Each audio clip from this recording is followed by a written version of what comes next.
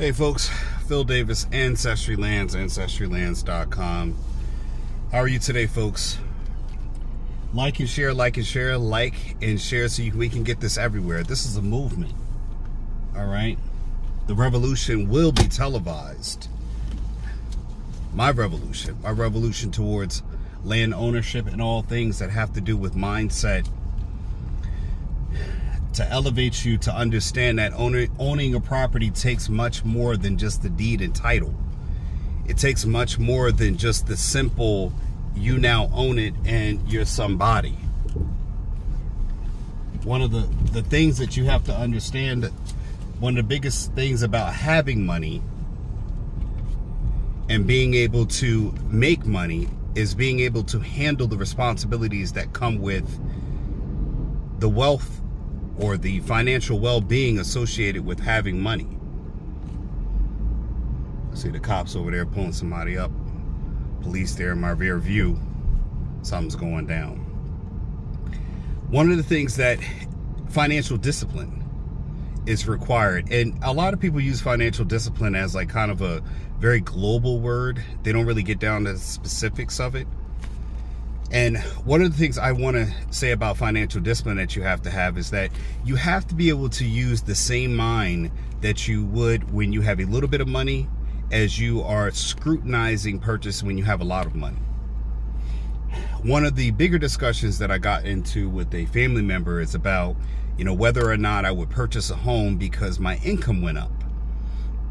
And actually it's great because I actually was talking with another person in a very high level, financial level, associate of mine. And we were kind of talking about some of the same things. He was lucky enough to sell his business. He has a landscaping business and he managed to sell the business. And when you sell a business, it's not like when I sell a property, hey, you buy and in a couple weeks you get a transition. It changes over and you just get this large sum of money very quickly. When you're selling a business, there is somewhat of a transition period. Thanks, buddy. I'm going to go ahead of you. Sorry, man. You should have went. A transition period that there's a discovery, there's the financial, the books, the assimilation of the business from one owner, or transition actually, from one owner to the next. It's a process. Because a lot of the way things work, you have to still stay on for the business to be passed over successfully to the new owners.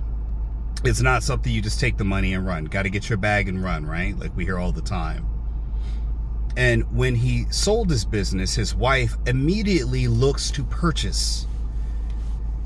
She now thinks they should get a bigger house, and this happens with men a lot. When you get a come up, when you get a bag, when you get some increase of income or wealth or anything associated with an elevation in financial income or status. And when that happens, the first thing people want to do is spend, right? You get a fat paycheck, what do you want to do? You want to spend that money. They say, hey, Dirty, I got your money, right? Give me my money. And that happens to us all. And what one must do is stay financially disciplined. And I would go a step further and say that you need to scrutinize things financially, just as you would when you had, or if you have the financial discipline, when you have a lower amount of money. Your financial scrutiny should not change because of your income. If the value of the housing market now you assess is overpriced, even if you had the money to afford a home, all cash, and you don't have a necessity associated with that, dude, you gonna let me in, or we just gonna have to, what are we gonna do here? If you don't have you have the income, you could buy it and be affording a low monthly payment. But again, it's the value of what you're buying. Or do you using the same scrutiny, or are you letting the money that you have right now dictate that, yeah, you can afford it? And the reason why I asked you to take some caution towards this is because it eventually will lead you. Right now you have the money. But what happens if something happens down the line? Like with me, I had an Achilles injury. At the time, I was clearing well over 6 figures. I was moving into a different echelon of tax bracket and overall a different class of income earner. I was moving up into a percentage that was, well off. We're very well off. And with that means that, again, I'm expecting that, or at least my wife was expecting that, to be a forever income. And that was not the case. Because, again, the economy went down, and I'm doing real estate. And, of course, real estate is taking a hit in different ways. For my business, real estate's taking a hit in different ways because the access to money that normal people have, when they don't have that level of accessibility to money, they're going to scrutinize their purchases. This is why you have companies that are having a fall off, like the OnStar and SiriusXM. Those kind of platforms are losing subscribers, or people who are paying subscriptions every month. And why? Because people are no longer saying that is a luxury of an expense, not a necessity. And remember, this was going into my video about wants versus needs, and not allowing your happiness to be dictated by someone else's wants, not needs, wants. We went into that discussion. I do want to take this time out to just show you all this Philly area.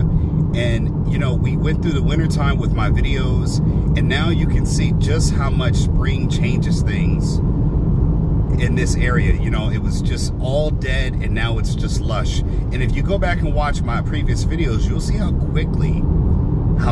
very quickly this changes in this area. It does not take a long time for the plants to respond to our rain and then the heat, because it is a little humid out there now. It's about 82 degrees today. Just a side note there. Also, folks, my book is on Amazon, Getting Dollars from Dirt, A Beginner's Guide to Vacant Land Investing. The link to the description of my book, the link to my book is in the description section below. Now back to what I was talking about.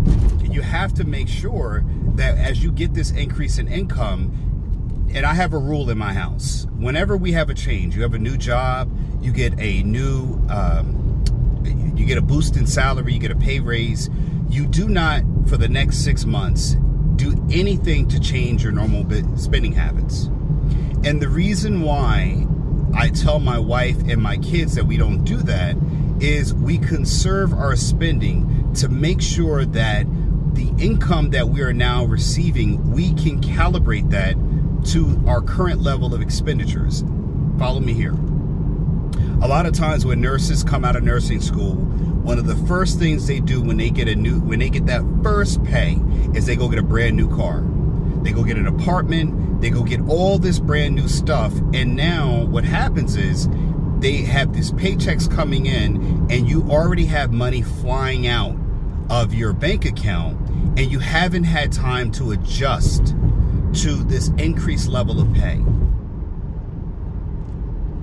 I was on leave, I had an Achilles injury, our income was limited to my land income, and then I got a job making $6,000 to $7,000 more than what I was previously making at that time. That was in addition to my land income. And when you have that increase, it is not the time. And we were also saving money too, because again, I covered benefits. I also paid for my own flights, my own room, my own board. That was a lot of business expenses associated with the income I had. So it was very limited. So now we got benefits through this employer. We don't have to pay for travel fees for me to go to California anymore. And also I have a paycheck coming in every 2 weeks. So what happens is you need to now take time to adjust to your income. You need to wait before you expend. You start revving up the expenses again. Because again, what you need to do is establish what is your financial baseline. And this definitely helped for a lot of younger people. One of my subscribers, Josh, if you're watching this, please take note, because you got a lot of people going out of mom and dad's house into your house, and you have to resist the urge to overspend. And how you do that is when you have fluctuations or changes, even if you lose a job, you make sure that you hold that line for about 6 months. And what you're doing is, again, that financial discipline is you're training yourself to hold the line in your finances and see what is necessary and what is not necessary.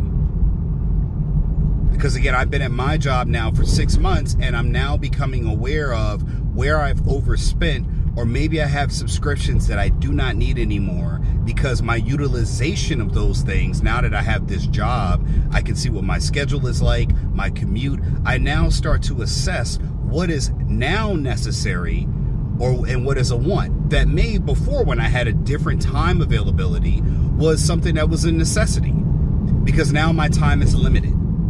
A lot of videos are done with me driving home. I'm doing videos there. So the needs of my business have now changed because it's a more on the go type content creation. So certain programs that I had that would be more beneficial to me sitting in front of a computer, being off for 3 weeks at a time, that those programs may not be the same. I may not want to renew those subscriptions because I need a different program now. And what'll happen is you'll find out that all these subscriptions, they just keep on concurrently billing you. But it gives you time to now look at what is necessary and what is a necessity for you in your financial well-being. What is your financial baseline? You can now take a glance at what is changing and what is needed with that new change, or what is not needed. You can now filter out the waste, something our government does not do in this country. If anything, what they do is they just simply add to everything. Sorry for the motion here. These roads are horrible. I hope you can see them. If the camera's shaking, it's because the roads are just that horrible. It means practically looks like the movie 2012 here, because of just how bad the roads are here. And I hope it is something that they continuously upgrade and work on. So, like I'm saying, is that you can identify waste in your budget. You can identify what they call pork in your budget. Where is the fat in your budget, and you trim that fat to get leaner, to get financially lean. And it does take some time for you to be aware, or be able to identify what areas you need to trim out because they're not working for you in your current model. Your needs as a student and your needs as a practicing nurse, when you graduate college and you go off to get your degree, the things that you require or that you needed are no longer necessary when you transition into the next level. But before you do that, you need to wait in order to evaluate what are your new needs. And you cannot do that if you are spending at a faster rate or attacking on more bills, more expenses, more debt at a faster rate than you are able to adjust to your income. And that's why you need to wait. This is something that the older generations did very well that's missing within the newer generations. And that comes from financial discipline. A new living arrangement might be necessary for you, but is it an immediate necessity, or can you wait 3 months? You live at home with your parents, you get a degree, and the first thing you want to do is get out and get your new place. Now, if your parents are, if there's too much tension between you living with your parents, then yeah, I get it. Then it's an immediate need. All right, if your parents were like my parents, 18, you go to college, you get out the house, you're never coming back, then it becomes a more immediate need. Then it's a qualified expense. But if your parents are like, hey, you know what, take your time, and you just want your freedom to be able to get out, then it's not necessarily a financially immediate need. It really is, it's just a want from you. Because you would be able to calculate long term, a year, 2, 3, 4, 5. Again, you're not going to be able to save money at the same rate.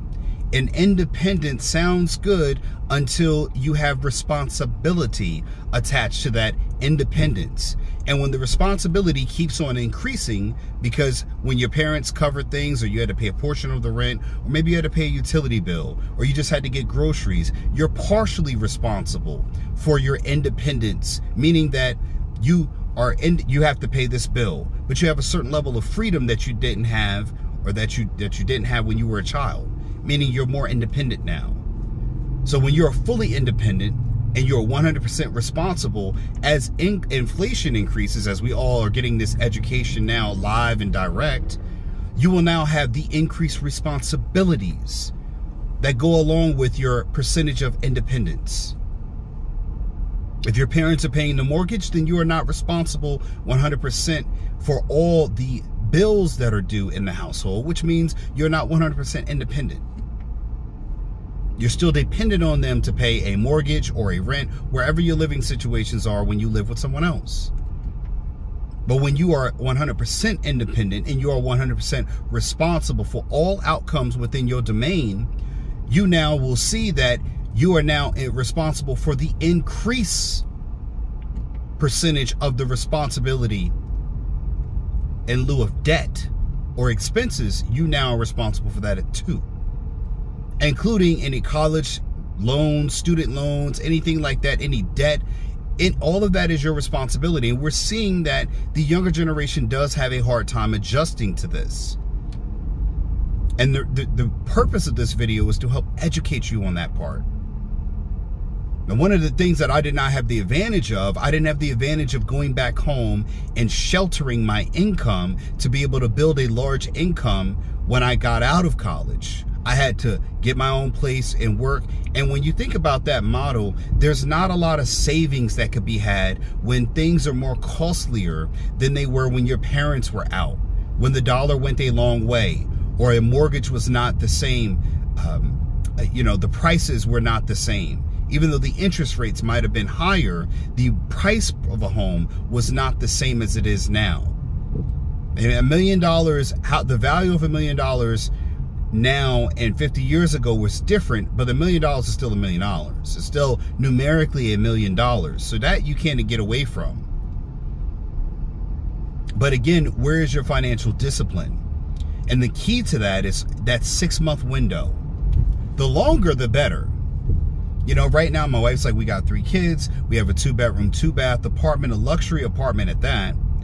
And we should get a house. And I'm like, no, why do we need to get a house? Well, the kids are growing up. They're getting bigger. Got it. But do we need a house because we have another child, or can we simply change our rooms? Now, when I say that, I mean that we have the larger bedroom. But my children could go into that bedroom. My wife can have a smaller room. Because like I told the guy earlier, I said, hey, realistically, the bedroom, all we do is go to sleep in there. No one's in the bedrooms unless you're sleeping. You know what I mean? So there's really no use for the bedroom. I only go in the bedroom to get clothes and shower. There's nothing we need from the bedroom other than to go in there and lay down or, try to attempt to make another child. So, and even with that, I don't need a whole lot of space in order to be able to do my job in order for you to do your job. You know what I mean? I don't need a whole lot of space for that. So giving them the bigger room accommodates their growing need for space. And you do that temporarily. Why? Because again, the financial need is not a necessity now. It's not there. It just looks nice to have, I got a house and this. And then, what ends up happening is then your insurance rates go up. That's what we're dealing with right now. Then the tax assessments go up. Because out here, they go every 9 years. Every 9 years, now you're getting, or you might have a new home and you might get a homestead exemption where your taxes remain the same for the first 2 years. And the next thing you know, your tax bill, your property taxes start shooting up dramatically. In some areas, they've gone up as high as 15 to 20%. Now, you're talking about the mortgage, but your property taxes are increased too as well. And you're like, why is my mortgage now higher? Well, you didn't read the fine print, or you didn't watch this video where I'm talking about these things. And again, you have to account for this. And while you buy the new home, you're out now spending a large amount of money on new furniture, new this, new that. You might want a new car. You see people in the neighborhood driving BMWs, like this 340i right next to me. Right here, this blue one right here. Everybody's got a Mercedes, and now you feel like you don't want to be the hoopty in the neighborhood. You don't want that, what's that noise? You don't want to be that guy, right? So now you got to get the Tesla. Now you got to get the BMWs. You got to get the Mercedes now. But that puts you further in debt because you're running someone else's race. We talked about that. And you don't have the financial discipline. When you have the financial discipline, you're going to look at that and say, hey, you know, we're going to slow down. We're going to bring everything from the apartment here, and it's not going to look good for about 6 to 7 months. To realize this mortgage is for 30 years. If this mortgage is for 30 years, then 1 year isn't going to make a difference in how it looks today and in 5 years. Because here's the difference. I've lived with women many a times in many different stages in my life and relationships, and I'm married to one now. And one thing that happens, and I'll give you a key, is that it doesn't matter how many winters come. Our shower, our bathroom, the design in the bathroom always changes. And this has not changed from woman to woman to woman. I don't know what it is about it, women, but when you have a home, a woman does nesting behaviors. She wants to change things up. And unfortunately, that's a beautiful thing. It is. It really is. I love that about my wife, that she likes to, you know, redecorate. When it's Thanksgiving, the Thanksgiving tablecloth comes out. All the Thanksgiving accents come out, right? When it's Christmas, all the Christmas decorations come out, right? But one thing that does not stop, one thing that is going to stay the same, is she's going to change those seasonal decorations in the house all the time. The one thing that is changing is she's going to buy new things that are going to cost different prices. And it's always going to be adding to what we currently have, even though we probably have enough. And honestly, it's nothing I'm going to be able to change. It's just going to happen. There'll be one other ornament, one other design. The tree will go out. You need a new tree. The tree might be bigger. These things are going to come. It's part of living. And those things are going to come alongside of the necessities costing you more. The greater the necessity, the more it's going to cost. And it's going to cost to maintain that necessity. You have a car, you got a BMW, you got a big body, you got a 7-seater because you got a big family. Well, guess what? It costs to buy the car a whole lot, and it's going to cost you a lot more to maintain that car. And that's part of the tax you got to pay in life for having the things that you need. And now when you get to the wants, it doubles. So again, I ask you again, you have to be financially disciplined, and you have to get everyone else on board to your plan. I didn't say everyone else has to agree with your plan, but you have to have such a leadership that everyone may not agree, but they have to follow. And if you don't understand what I'm talking about, watch my video yesterday that I put out about your happiness. Because again, what happens is you're chasing someone's feelings and the feelings of what they want so they can be satisfied. But tomorrow that changes again because they want something else. I've seen my wife get a dining room set and then tell me she wants placemats for the dining room set. Yesterday, the want was the dining room set. Today, the want is matching placemat sets. And then next thing you know, you got to get matching plate, the dishware, which means the plates need to change. Then the glasses need to change. Then the utensils need to change. Then the napkin holder needs to change. And by the time you get done all of that, you now have seen your expenses go up from a comma to maybe another place, number value place. You might have spent $5,000. Now you're spending $10,000 on just a place that you're going to eat probably one time a day because you got to be working all day in order to afford that one time a day eating spot. And hell, I eat at the counter most of the times. You know what I mean? Outside of dinner, when I'm sitting down with the kids, I eat at the counter because I want to stand. If I've been sitting all day, I want to stand and eat. I don't want to sit down. So again, you don't even use the dining room table, and you paying for everybody else to eat sometimes. And you got school-age kids, nobody's eating at lunch at the table, so the table's only being used for breakfast and dinner. I mean, economically, your usage of the table puts you at pretty much a fold-out table. You know, like the ones you play beer pong on. That's pretty much would be the value for the usage. But again, it's got to look nice because we got to make it happy. And there's nothing wrong with that. But it's got to be tempered with the necessity. Because honestly, we're going to put something on top of the table. I mean, 2 ping pong, 6-foot-long tables together would actually do the trick. Because you ain't looking underneath what's under the table anyway. You know what I mean? Like, when you really think about it. And again, when you need the space, you could just fold them babies up and you good to go. But ain't nobody going for that. You know, because I don't want that. That's what they'll say. I don't want that. Then you got to be willing to have the fight and say, okay, well, you know what? This is what we need right now. What you want can come later.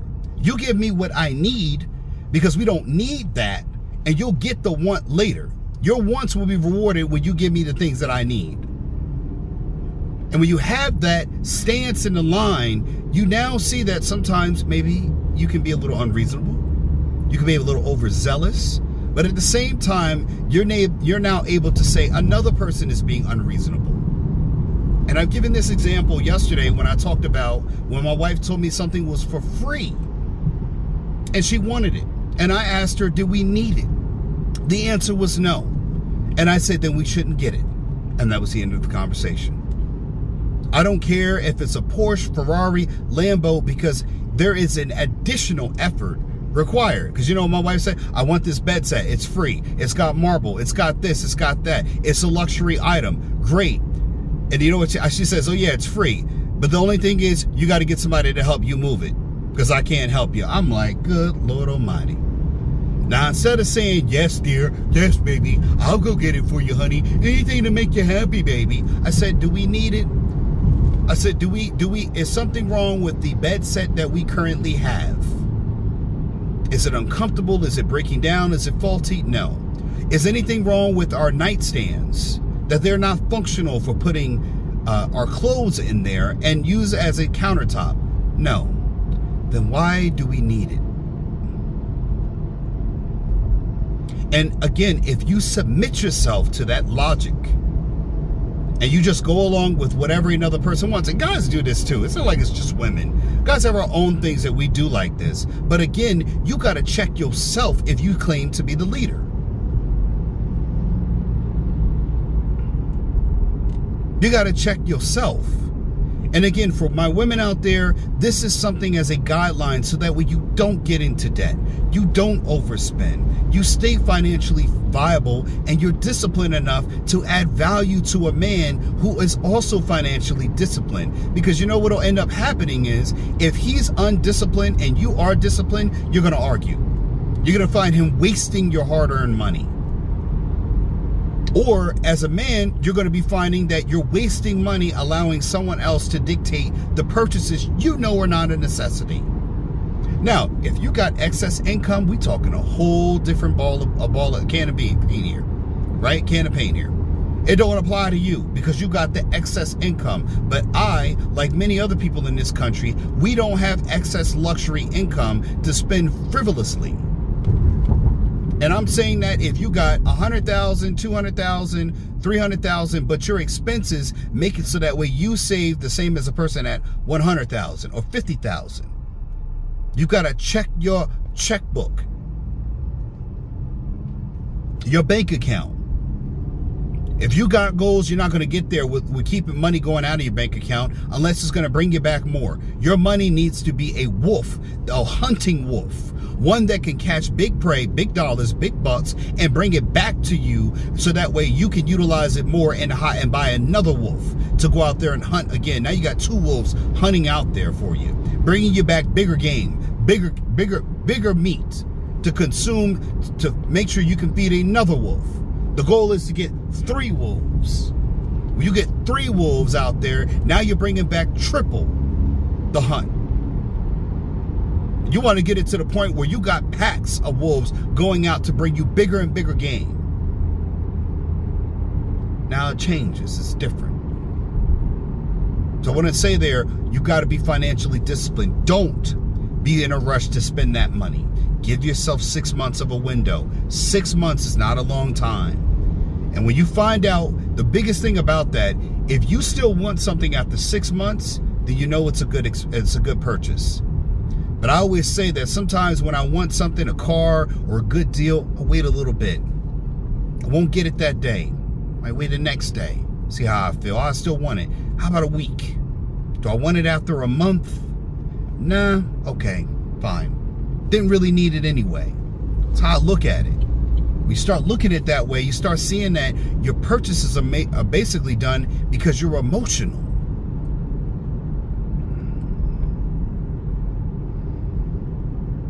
Something my wife always do when she gets mad at me about something I did not want to buy, or a place I want to go, I always see, does she bring it up a month? Does she say she wants to go to that place a month? And you know what? Most of the time she'll tell me, well, I wanted to go a month ago, but we didn't go. And I said, well, you never brought it up after that. So how bad did you want it? You know? Like if you were thirsty, you'd ask for it. If I told you in 10 minutes, you ask me before 10 minutes is up. That means you want it, right? You really, really want it. If I make you wait a day, you're going to ask me more frequently about that water, that glass of water that you want. You're going to keep on asking until you get to the point that, man, give me the water. I need some water. You're going to demand it. That means you really, really wanted it, right? But that's not what happens most of the time. And you're giving into emotion because you feel bad, you feel guilty for saying no, but your strength lies in your ability to say no or not right now. Because really what you're saying is not right now. I'm going to come back to it. And you got to be strong and you're resolute to be able to say no. And again, you've got to be able to say no first to yourself before you could say no to somebody else. And if you can't do that, well, you might just be controlling. The problem might be just you. And again, that is not good leadership. You're trying to be liked instead of leading. Sometimes a leader can be liked, but a leader, in order to be effective, does not necessarily need to be liked.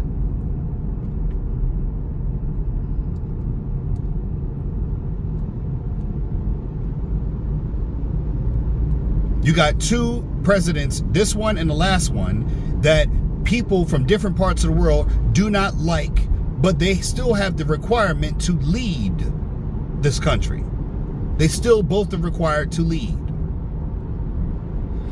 I'm going to land my plane there, folks. First of all, if you've listened this far, I want to thank you. I want to thank you to the people who actually watch my videos, who take inventory of the things that I say. And I said inventory.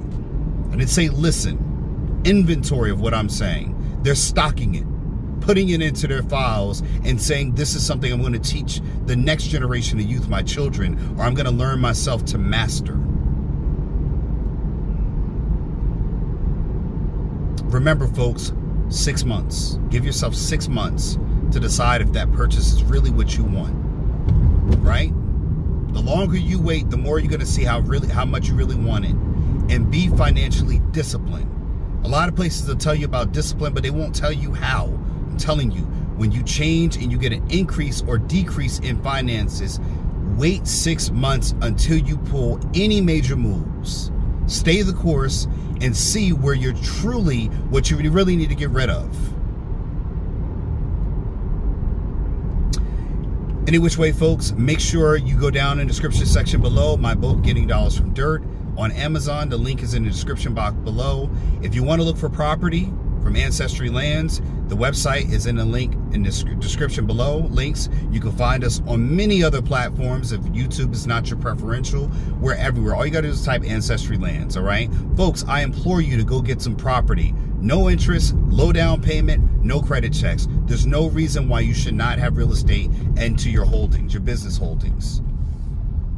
Ancestrylands.com is where you go to get properties and build your financial portfolio of real estate. I am your host, Phillip Davis. I hope you've been educated, enlightened, and least of all, entertained, folks. Ancestrylands.com, Phil Davis. Take it easy. Remember, you need to own property or you'll be owned as property. Phil Davis, and I'm out. Peace. Are you confused with today's real estate market? With high interest rates and overpriced housing, it can be hard to find something to own at the right price. Available on Amazon, Getting Dollars from Dirt by author Phillip Davis is a game-changing book that invites you to embark on a thrilling exploration of this often overlooked asset class. This book is your roadmap to unlocking the secrets of vacant land investment. Inside these pages, you will uncover the transformative power of vacant land as a wealth-building tool. Discover how to spot promising properties, assess their true value, and capitalize on market trends. From understanding zoning and permits to leveraging financing strategies, you'll gain the knowledge and confidence to make savvy investment decisions. With each page you turn, you'll gain a deeper understanding of the profound impact your investments can have on the world around you. Getting Dollars from Dirt is not just a guidebook, it's a call to action. Whether you're a seasoned investor or a curious novice, this book will empower you to tap into the immense potential of vacant land and embark on a journey toward financial freedom and a brighter future.